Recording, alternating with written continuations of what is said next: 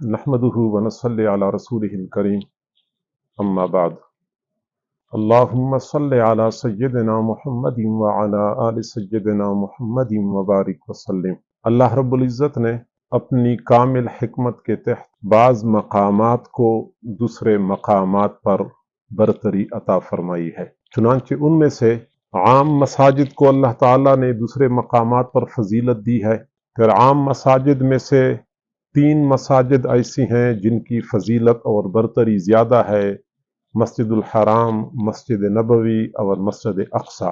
پھر ان 3 مساجد میں سے مسجد حرام کی فضیلت سب سے زیادہ ہے، پھر مسجد حرام سے بھی زیادہ فضیلت بیت اللہ شریف کی ہے۔ ذہن میں سوال پیدا ہوتا ہے کہ بعض مقامات دوسرے مقامات سے بہتر کیوں ہوتے ہیں؟ تو اس کا جواب یہ ہے کہ کسی بھی مقام کی فضیلت اور برتری 2 وجوہات سے ہو سکتی ہے۔ یا تو وہاں پہ اللہ تعالیٰ کی طرف سے خاص تجلیات کا ورود ہوتا ہے، یا اللہ کے کسی مقرب بندے کے ساتھ اس مقام کو کوئی نسبت حاصل ہوتی ہے، اللہ کی طرف سے خاص رحمتیں اترتی ہیں، یا کسی مقرب بندے کے ساتھ اس مقام کو نسبت حاصل ہوتی ہے، تو اس کی وجہ سے اس مقام کی فضیلت اور برتری بڑھ جاتی ہے۔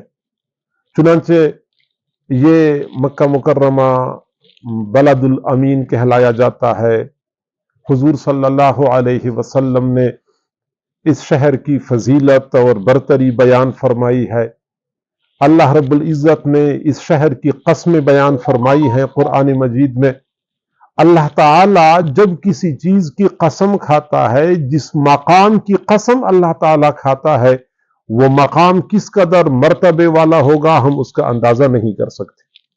اور اصول یہ ہے کہ فضیلت والے مقام پہ اگر کوئی نیک عمل کیا جائے تو اس کا اجر اور ثواب زیادہ ہوتا ہے۔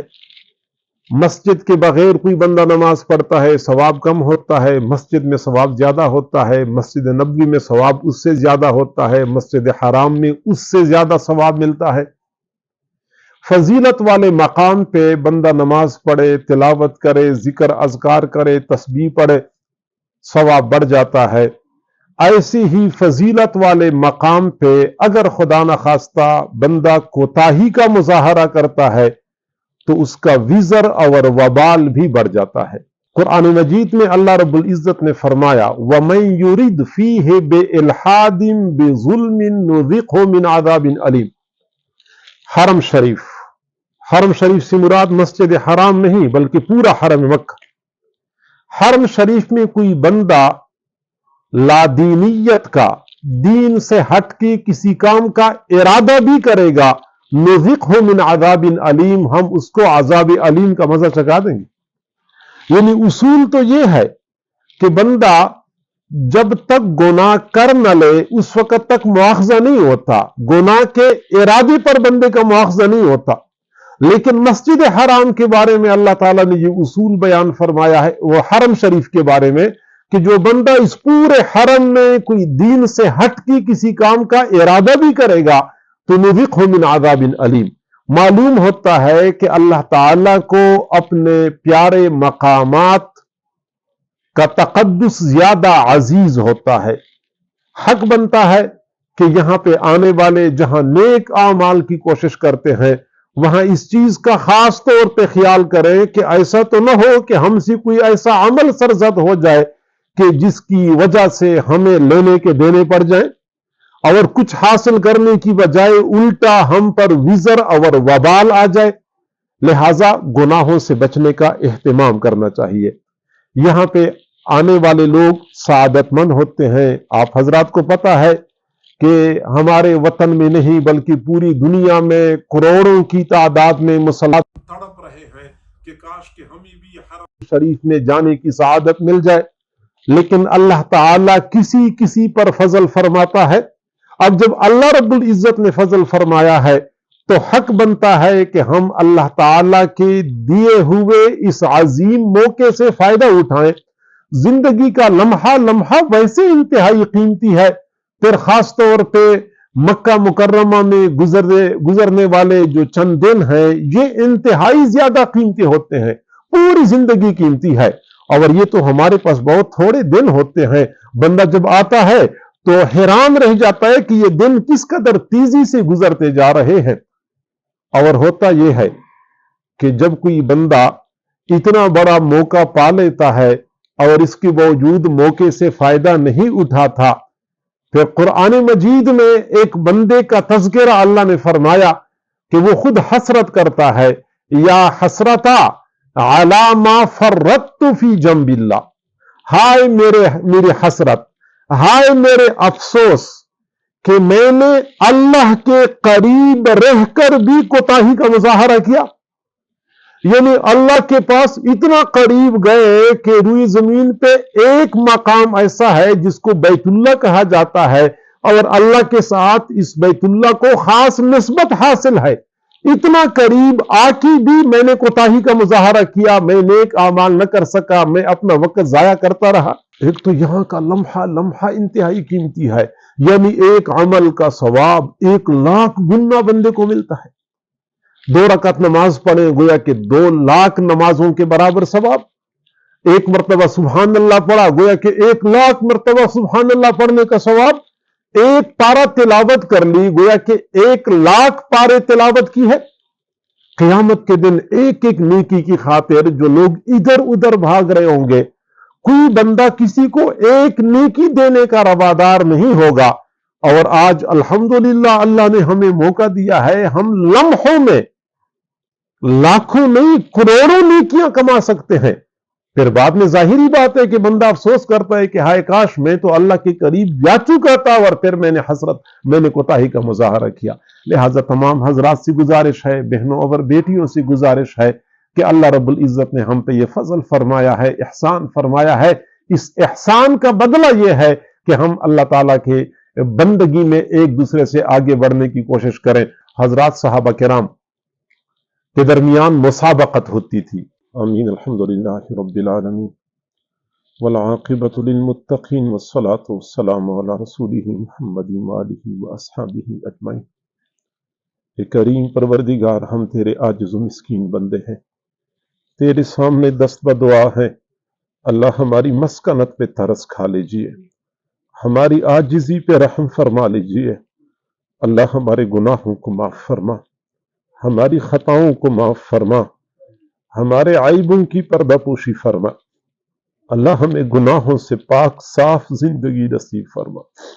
اے کریم پروردگار، اے رحیم پروردگار، اے حنان و منان پروردگار، تو ہم سے ناراض ہو چکا ہے، ہم تجھے منانے کے لیے آئے ہیں۔ پیارے اللہ، ہم نے دیکھا ہے مجرم کسی کے دروازے پہ کھڑا ہو جاتا ہے تو قتل کی دشمنیاں دوستیوں میں تبدیل ہو جاتی ہیں۔ اللہ، ہم مجرم ہیں، تجھے منانے کے لیے بہت دور سے آئے ہیں۔ کریم پروردگار، اپنے جرم کا اعتراف کرتے ہیں، اللہ ہمیں معاف کر دیجئے، معاف کر دیجئے۔ پیارے اللہ، تیرے محبوب نے فرمایا ہے اللہ تعالیٰ کو سفید بالوں سے حیا آتی ہے۔ پیارے اللہ، ہم تجھے سفید بالوں کا واسطہ دیتے ہیں، کریم اللہ اپنی رضا نصیب فرما۔ الہ العالمین، یا اکرم الاکرمین، یا راحم المساکین، ہمیں اچھی طرح پتہ ہے تجھے ہماری کوئی ضرورت نہیں ہے، اللہ تو بے نیاز ہے، لیکن ہم کیا کریں، ہمارا تیرے بغیر گزارا نہیں ہے۔ یارے اللہ، تجھے چھوڑ کے ہم کہاں چلے جائیں، تیرا در نہیں چھوڑ سکتے۔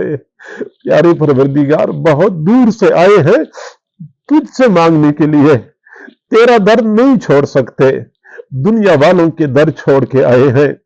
پیارے پروردگار، اپنے در سے خالی ہاتھ نہ لوٹا دینا۔ جتنے حضرات موجود ہیں یا جتنی بہنیں بیٹیاں موجود ہیں، سب پر ایک مرتبہ محبت کی نظر ڈال دیجئے، سب کو اپنی رضا نصیب فرما۔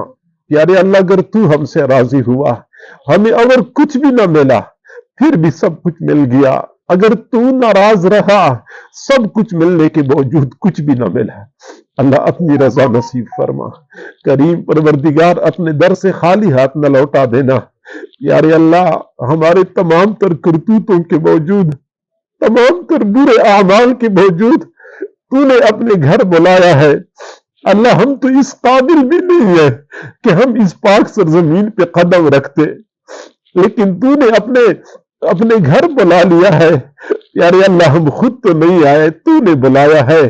اللہ جب بڑے کسی کو اپنے گھر بلاتے ہیں تو خالی ہاتھ نہیں بھیجتے۔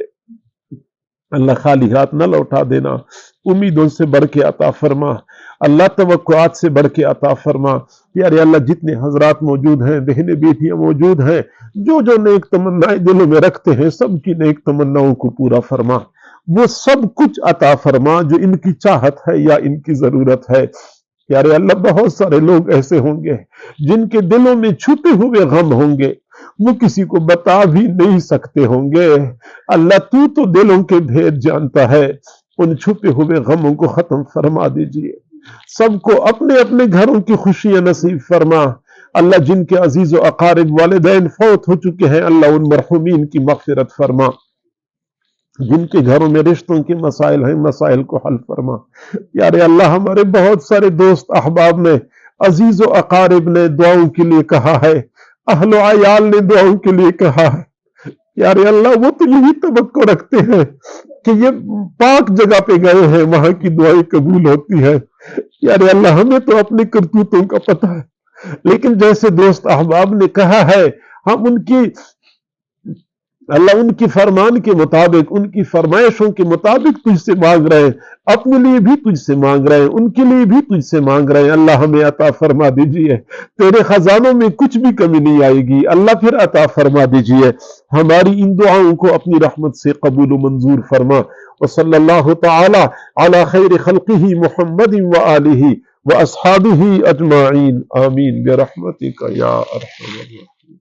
ویڈیو کے نیچے سبسکرائب کے بٹن پہ کلک کریں، بیل کے آئیکن پہ کلک کیجئے تاکہ ہر نئی ویڈیو کی نوٹیفیکیشن آپ کو مل جائے۔